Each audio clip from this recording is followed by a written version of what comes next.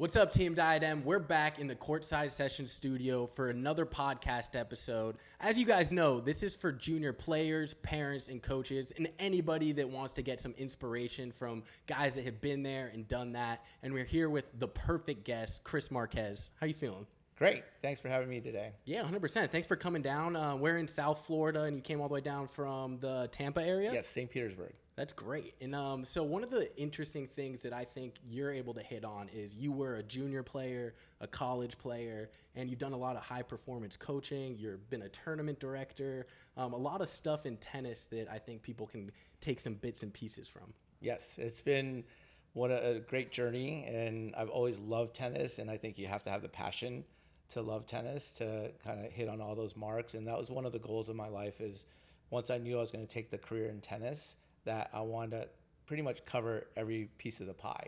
Yeah, that's awesome. Let's start with your junior career. Sure. What was that like for you? How'd you get into playing tennis? Yeah, my dad started me in tennis. He always wanted me to play tennis, but I was a late bloomer, and I didn't start really taking tennis lessons or hit my first tennis ball until I was 11 years old. Oh, okay. So it was a little bit different career path than most players. Mm-hmm. I started taking tennis at 11. Loved it. Didn't want to leave the courts. Was there every day. Dad dropped me off in the summer, picked me up in the evenings at the club. Just very dedicated, and just had one or two private lessons a week, and joined a clinic, and did it a little bit different, where didn't have a ton of resources. Okay. Just a very middle class family. Parents worked hard. I think that's relatable for a lot of people that listen. And a lot of it has to do with the passion and the love and your dedication. Yeah, I'm really glad you're hitting on that, because I was gonna ask if kind of that motivation came from you yourself, or was it forced on you from your parents? It came from me myself. I just loved it, and it was interesting because like growing up in junior tennis, it does take a lot of money to travel, coaching, equipment, meals, hotels, all that stuff, as we all know. Mm-hmm. And so I know there was a lot on the line for my parents, and I was very grateful for it. So it just matched up, like their passion to help me and my passion to play. And I just knew it was just a big opportunity for me to take advantage of the love my parents gave me. And, I just took it from there and just loved it. I love that. That's really cool. And then as you started to progress in your junior career, you ended up being one of the top players in Florida, right? Yeah. I was able to crack the top 15 in 4 years in just playing tennis, and, wins over guys in the top 10, and, just stayed consistent. I had to do it the hard way, a lot of grit, a lot of mental toughness. And I'm such a true believer in being tough out there. And having the passion. Those two have to be there to get to that next level, or the level that you're looking to achieve. Yeah, I think that's so important. Did you do anything that was maybe like a little bit out of the box in terms of training and that sort of stuff? Because you mentioned you might not have had the access to a full team of private coaches like a lot of the players have now. Yeah, exactly. Yeah, I had one coach, Mike Cunnin, who's very instrumental in my career growing up in juniors. And what I did was I played every day. And I would travel. I grew up in a small town, Port Charlotte, south of Sarasota. Okay. And would travel to Fort Myers or Sarasota, Bradenton, even Tampa on weekends and occasionally during the week to get practice with better players and travel and get some good coaching over there and just supplement the passion. Mm-hmm. And I played with anybody. As long as they could hit the ball back, I was ready to go, and played a ton of sets, played a ton of matches. It's very important to do that. And just, again, my passion never faded, and that's key. That's awesome. How important was that level of competition when you were developing as a junior to play better players? Was that a yes, thing that mattered? It's very important. I'm a big advocate of playing people weaker, same level, better, much better. And it's just it teaches you to realize how to map out your game better, and it was very important. So I just really mixed in with boys and girls, adults. I played a lot of good adults, which was very helpful for me. Mm-hmm. And I just, again, I loved it every single moment. So it was never a question of what I was doing. That's awesome. I really appreciate you sharing that. And then you ended up actually being able to play in college, right? Yes. I went over to University of South Florida and had a great career there. It was a lot of fun and learned a lot. For all the juniors out there, I think it's very important. Like when you're entering college, you're a boy. Yeah, totally. When you get there, you're playing against grown men. And sometimes, in junior tennis these days, one of the things I see a lot when I've been to tournaments is kind of like kids kind of have unrealistic goals. And it's okay to have high goals. However, like just know where you might fit in, where the best possible scenario. Like guys, I know boys or girls have said they want to go like University of Florida or whatever, which is a great goal, but like you almost have to be a pro level to get to University of Florida. Oh, 100%. So it was just one of those things that just to be realistic. So when I got to USF, I went early. I graduated high school when I was 17, so I moved away when I was 17 years old. Okay, and then how did you pick USF? What drew you to that? The coach, the coach, and it was interesting because it was the coach that recruited me was Bill Perrin, but he ended up leaving the summer before I was supposed to get there. Oh, wow, that happens a lot. Yeah, and then so it was a surprise, and then the new coach there was Eric Hayes, who was a great coach, and he was much younger.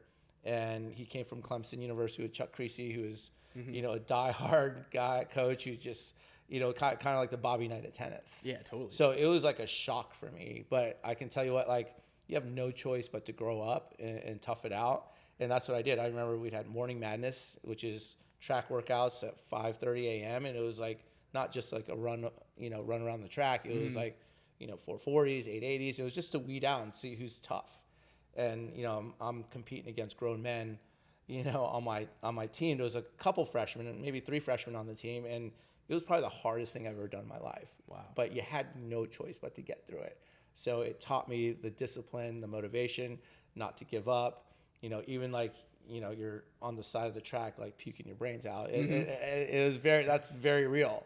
But I had no choice but to do it, but I wanted to do it and I wouldn't quit. I love that.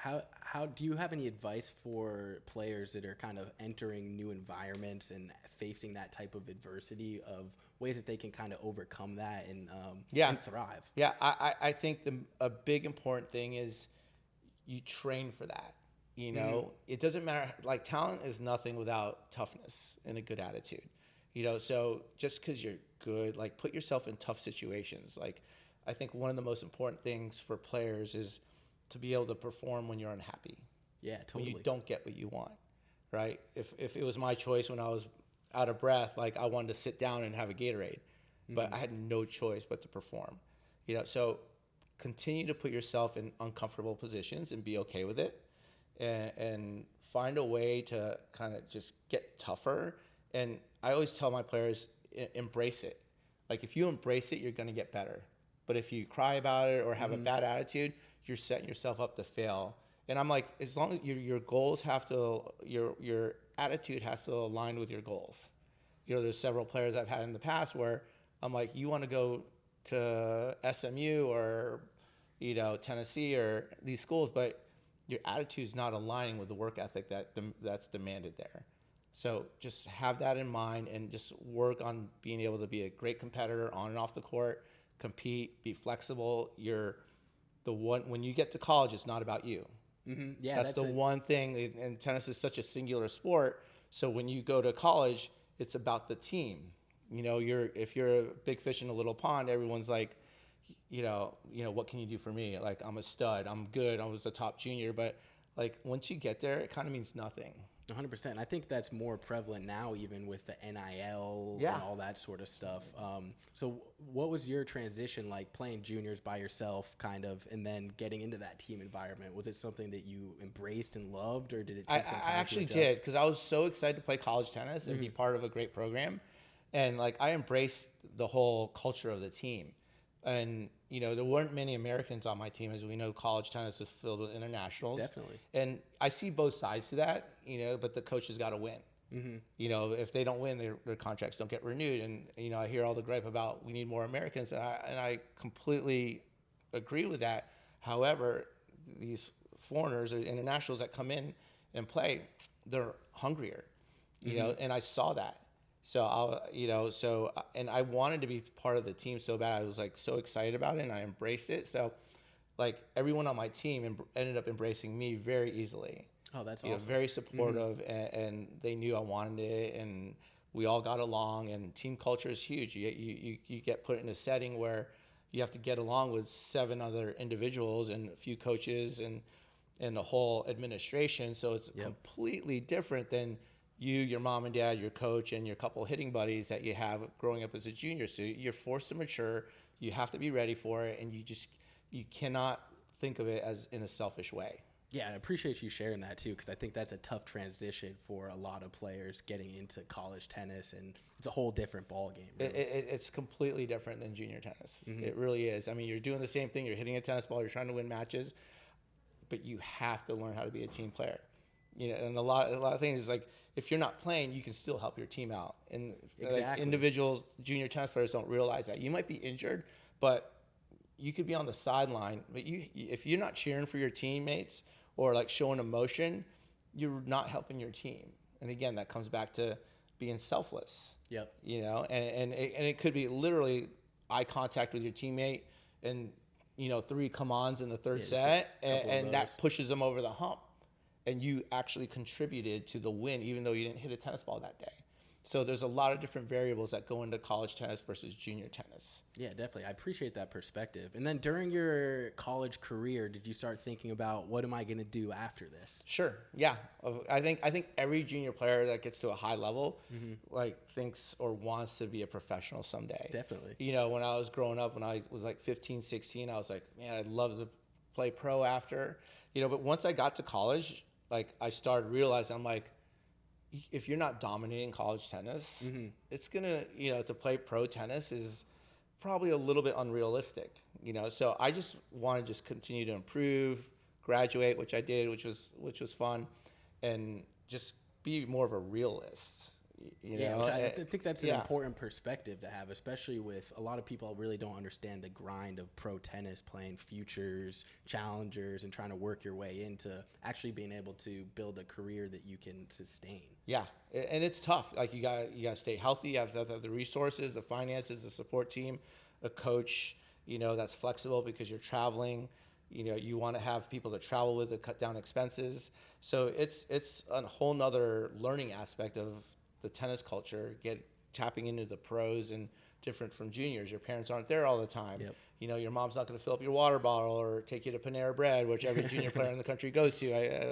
And it's just one of those things where you have to grow up.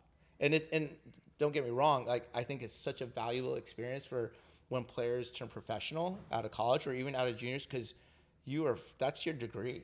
Like you're getting a second degree there, and you're forced to learn different cultures and hang out with people that you never really knew, and you have to be flexible too. So it sounds like you would probably recommend juniors that have the opportunity to play college, maybe absolutely, even instead of going straight to the pros if you're a top junior. 100%.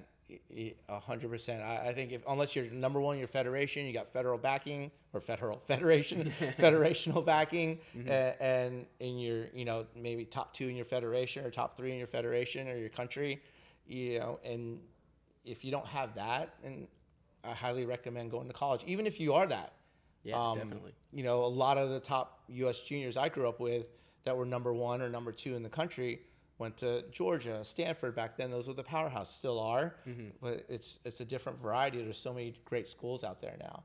So it's a great time to learn how to mature, learn how to deal with people. You get free coaching with your scholarship, trainers, tutors, and you get your education. You grow up and you live a good life as a collegiate athlete. It's a very, to me, it's a privilege where I think a lot of players think, what can this school do for me? Of course, you want to get what you can get, but it is a privilege to be a college athlete. 100%. And then, so when you started realizing maybe I wasn't going to be able to play pro tennis, what did you think about doing for your career after that? I was torn. I was torn. I was thinking of going to law school. I started taking like the Kaplan course and getting ready to take the LSAT. And then once I graduated college, my dad was like, well, what are you going to do for pay your apartment? And I was like, oh, I didn't even think of that, because, mom and dad always paid for everything, or you always had your scholarship or whatever it may be. So I was like, man, I better start making some money. So I just started teaching tennis at a local club in Tampa. And then I was like, wow, I really enjoy this. I love coaching and getting this. I worked with some junior players there, and I really fell in love with the coaching aspect. And I decided to, like, I got to follow my passion. Like it'd be nice to become an attorney someday, but I wasn't that hyped about it. Yeah, You totally. know, I'm like, yeah, probably a good paycheck or whatever, but am I going to be happy? Probably not. You know, so the tennis court was always a place of happiness for me. That's awesome. What was the things that drew you to coaching when you started doing it? Were there things that you really embraced and enjoyed? Yeah, I think just making a difference. You know, the interpersonal relationships, the psychology of things I love. I love the tactical, strategical point side of coaching, especially at a high level. I love watching tennis, and tennis has been so good to me. So I really want to give back to tennis. So it's been a special part, and it is my life. And just the connections I make with people, and just even if it's one little thing I see a player evolve into and do, and finish a task and complete and get better, like that's my paycheck. Yeah, 100%. I think a lot of the coaches can resonate with that. Absolutely. You have to love coaching, and it's not easy. It's, you know, working with junior players, you know, you have the coach, and I think a lot of coaches need to always know you have to be the flexible one. I think that's very key with a coach's personality. Some coaches are just coached one certain way, and that's fine, and that's good. It might work for some players, but I don't believe it's one size fits all.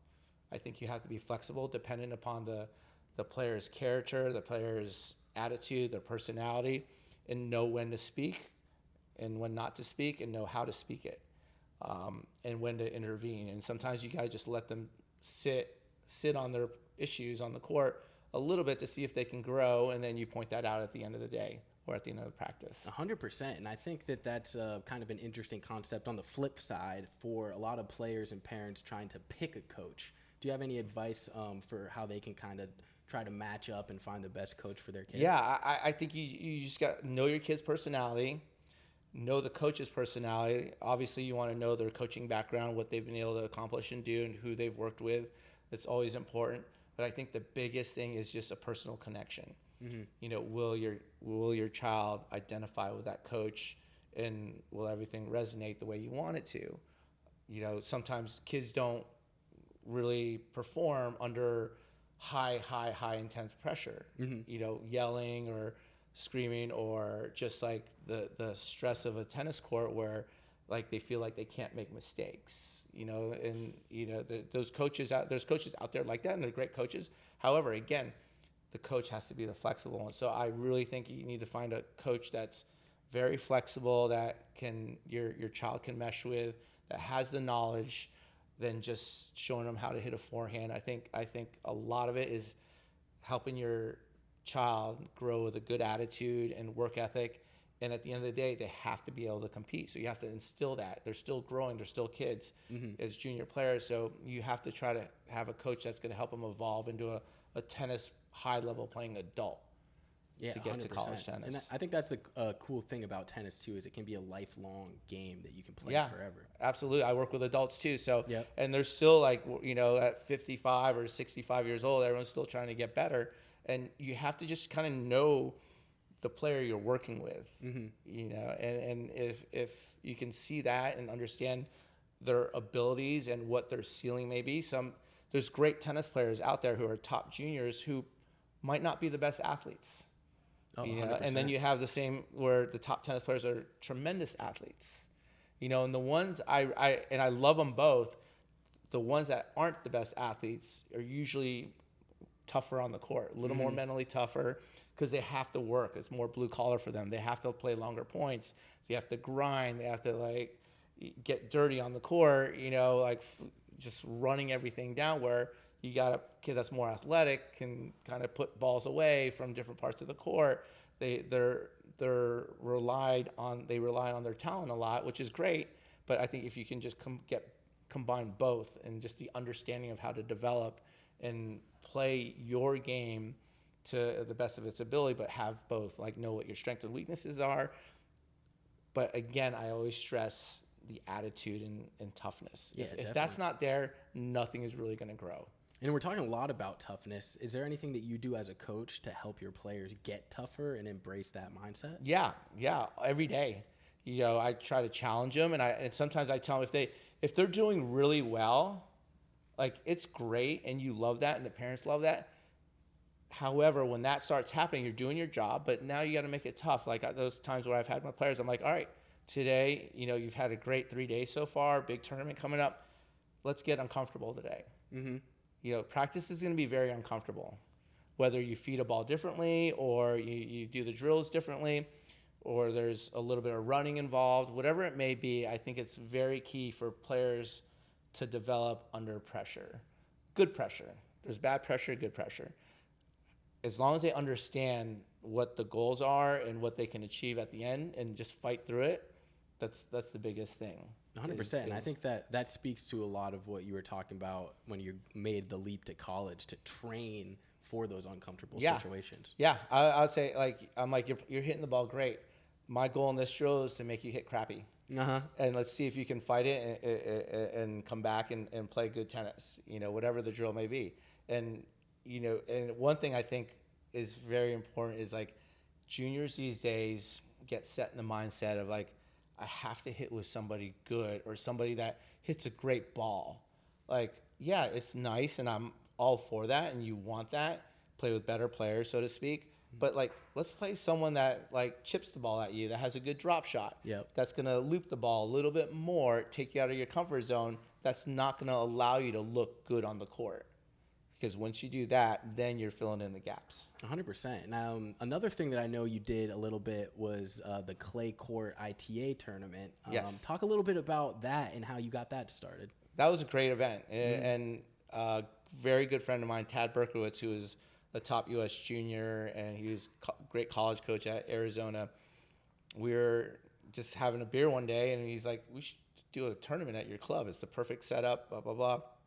He goes, there's no clay events.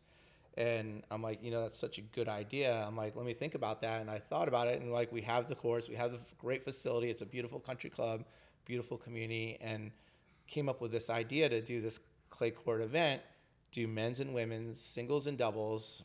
We provided housing and made it really fun for the players. A little bit different than your average fall tournament in college tennis. And we added Dick Vitale, who most people know. He's a member at my club, and he wanted to be a major part of that. He loves sports. He loves tennis. Both of his daughters grew up, played at Notre Dame, and all of his grandkids, except one who's a high-level lacrosse player, Ryan, they all play college tennis or are getting ready to play college tennis also. And so Dick plays tennis himself. He loves tennis. I give him lessons when he's around. He comes to the club a lot. We have lunch sometimes, and he just loves his passion. As you can see, is something everybody can grow from. Oh, 100%. I'd love to hear a little bit more about Dick here in a second, but talk a little bit more about the tournament and what were the teams that would come? Yeah, we had representation from all the Power 5 conferences. Wow, that's awesome. Yeah, like TCU, Princeton. We had Ivies, Florida, Notre Dame, Duke, Virginia, Oklahoma State, Florida State, South Florida. Pepperdine came out. Arizona would come out. Just an abundance of schools, and it was great. And they all really, like, all the coaches would come to me, like, my players are all fighting to see who gets to come to this tournament because it was a limited draw. Okay. It was 32 draw in singles and 16 draw in doubles. So it was like they all want to come because not only because the tennis was great, but it's very rare where you had men's and women's coming to the same site, unless it was like NCAAs or maybe indoors or something like that. Mm-hmm. And we gave them tremendous housing, meaning like the families that were members at my club really did a great job taking care of all the players. Really, breakfast, transportation, took them to dinner, and we did, a welcome party the night before the tournament started. And then Dickie V did a great party at his house. He hosted a wonderful party for all the players, coaches, and sponsors, VIP people, and everyone just came there and enjoyed a Saturday evening meal and mingled. And often he'd have Nick Bollettieri come also. Oh, great. So Nick and Dick were best, or back in when Nick was alive, were best friends. We're really close. So Nick would always come, and they both give the kids a great speech also after dinner. That's awesome. Let's talk about Dickie V's game a little bit. What's he like as a tennis player? Yeah, Dickie V, good forehand, great drop shot, and he's the perfect guy. Like if Dick was a junior player, like you'd want your player to play against, because he like chips the ball a lot. He'll throw in the drop shot. He's not going to give you rhythm, and he'll just make you play. And no ball looks the same when Dick hits the ball. That's awesome. Whether that's good or bad, but that's just the way he plays. He probably knows what I mean. Yeah. But great student, loves it, and I look forward to getting back on the court with him. That's big time. And are you able to learn anything from him? Because he's obviously a very inspirational guy. Is there anything that you've been able to take? Yeah, absolutely. It's just passion. Passion, not only for tennis or sports, but for life. He does tremendous things with the V Foundation, and he's very involved and has his charity event every year. And Dick does an unbelievable job. And the guy's, I think, 82 maybe, and he's got the energy of a 30-year-old. And it's very infectious. And he's always around his grandchildren. He loves his family so much and loves being around his grandkids. He comes to their practices. When I had his grandkids, when they're started them at 2.5 and 3 years old. Yeah, I'd love to hear about what kind of like encapsulates the junior journey because you worked with them from when they were 2.5 all the way now they're playing at Duke, right? Yeah, and it was just an interesting dynamic because I had Ava, his granddaughter, that's going to start at Duke in the fall. She's going to be a freshman. She was the youngest, 2.5. Wow. Every day for like 15 minutes or 4 days a week, 5 days a week. And then we bumped it up. And then with Connor and Jake, they were the same thing at 3 years old. I had them for a half hour, and then we bumped it up to an hour, 5 days a week. And Sydney, who's the other tennis player, she just graduated Notre Dame tennis, had a great college and junior career. And same thing, when Sydney came along, we just did the same thing. Sometimes we'd all do practice together. And Dick was there. Dick was like on him, like move your feet, like let's go, listen to Coach Chris. And Dick had his 2 cents of coaching always, and it was very good. But I think the greatest thing I could see is Dick's love for his family and his grandchildren. That's awesome. Because that's something that you don't really see from celebrities, is the behind the scenes. And it sounds like he is very passionate about his grandchildren and their development in the game. Yeah, he's and up to today, He spends a lot of time with them. He's always there at the practice if he can be there, and he leads by example. That's big passion. I love that. And then his grandchildren, as they kind of evolved through the game, were they always top players, or was there a little bit of struggle there? Yeah, no, they're always top players and highly recruited. And I think Ava won a gold ball, and Connor and Jake, I think, won a gold ball in doubles. Oh, that's awesome. And so they were very highly recruited. And Sydney did well in the state of Florida and on the national level. And so they were all very successful kids. And, I don't want to leave out Ryan, who's his grandson that plays lacrosse, who has a national championship with Notre Dame. Oh, that's big time. Yeah, and I just saw them the other night. We were at a baseball game at the Rays, and it was great to see them all as grown adults now. And I knew them before they were even born. So from the day they were born, I've been a part of their life. And as the transition, as they got better, older, my part in the role of junior tennis, as I got older, I would see them on occasion because my club demanded, operations, dealing with the members, working with them.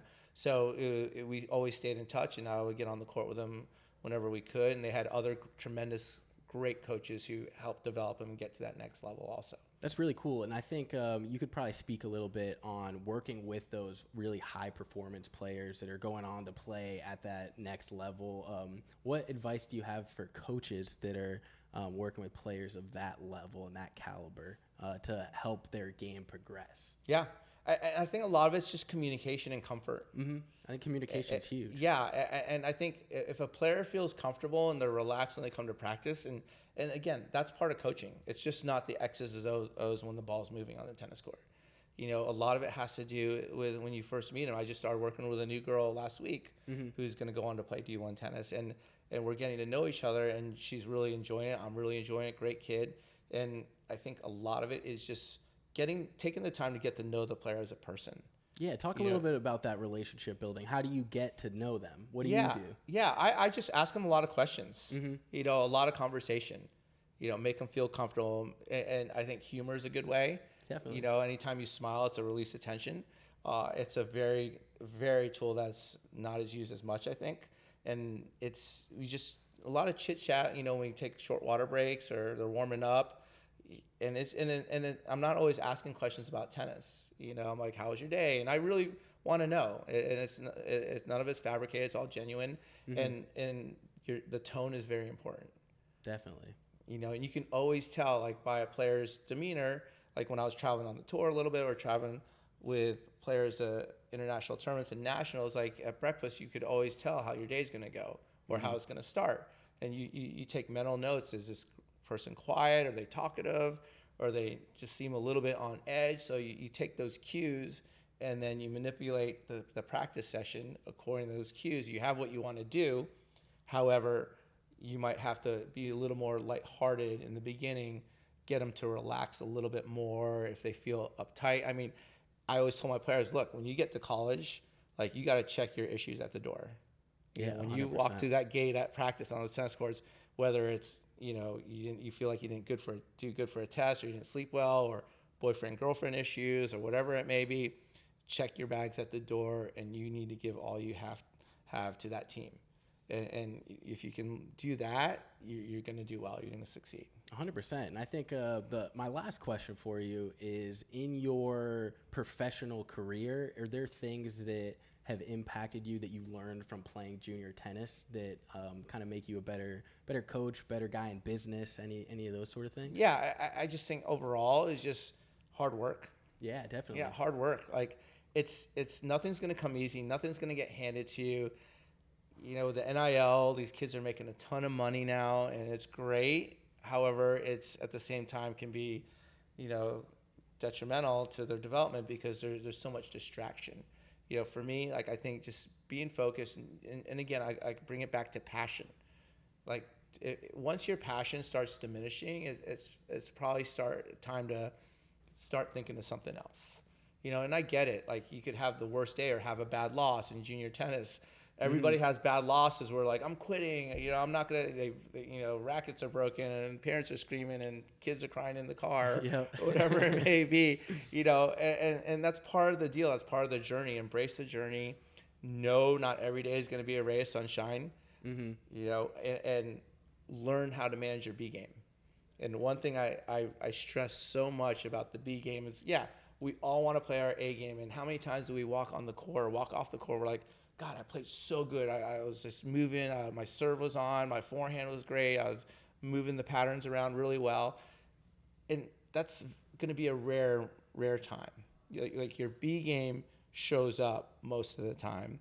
Your A game shows up least amount of time. If you can manage your B game, your A game's going to show. If you're able to get that foundation and you're not having a great day, but manage it, play well, learn from it, you're not going to have as many big holes going forward because you're able to kind of sustain a good foundation. Yeah, I love that concept with the B game. That's definitely something that I'm gonna take from this conversation and focus on throughout my days working here at Diadem. Yeah, and it what makes tennis so great. It's a lifetime sport. It parallels life. I mean, how many days do we wake up or we go to bed? We're like, that was an amazing day. It was the best day ever. I mean, rare. Yeah, we all hope for that. We all strive for that. We all want that. However, there's so many average days, and those are still beautiful days, great days. However, it's your outlook and how you overcome those days, or they're really bad. And again, manage your B game. B game shows up most of our life. Most of the times we're on the tennis court, even in coaching. There's days where I'm like, God, I should have done this better, or I could have said this better, and the next time I'm around, I'm very aware of it. And is that something that you take advantage of, as being kind of a lifelong learner and just continuing to every situation, every day, learn something, get a little bit better? Absolutely, 100%. There's always room for improvement. I mean, Federer, you guys look at Federer, Djokovic's, and Nadal's. I mean, they're at the top of the game, and they're still practicing harder than most guys.